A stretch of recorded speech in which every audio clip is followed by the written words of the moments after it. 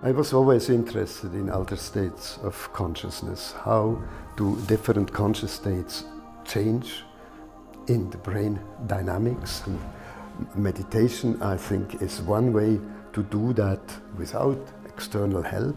You do that all by yourself, by learning to control your mind.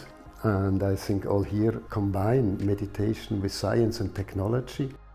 They have a beautiful EEG lab installed together with a virtual reality lab that provides all the possibilities to study this meditation effects. Non-invasively, just from the surface of the scalp, from many, many different electrodes. You see an example here. This technology measures the electrical activity of the brain. This is the way actually that the brain regions communicate with each other in real time, in millisecond resolution.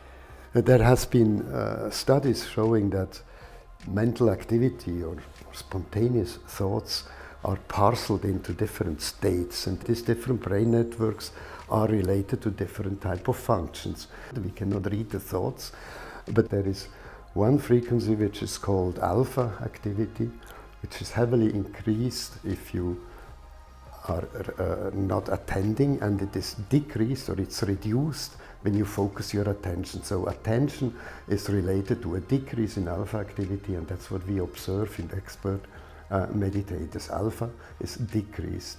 This is a huge effort to be able to not mind wander. It needs a lot of practice to do that. It has nothing to do with just close your eyes and relax.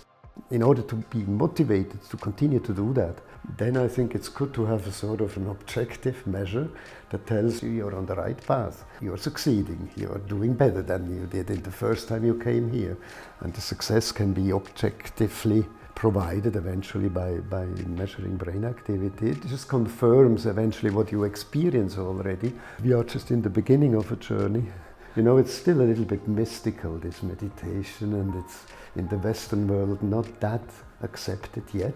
But in order to take this mystic a bit out of it, to have objective measures that show constantly and repeatedly that meditation has effects on the brain, and sustained effects on the brain, long-term effects on the brain, will make it more acceptable for the Western world, I would say, as a therapeutic approach in certain diseases, but also as help for mental well-being, just for feeling better, being less stressed, being able to cope with the stress better, and being able to focus your attention a bit longer.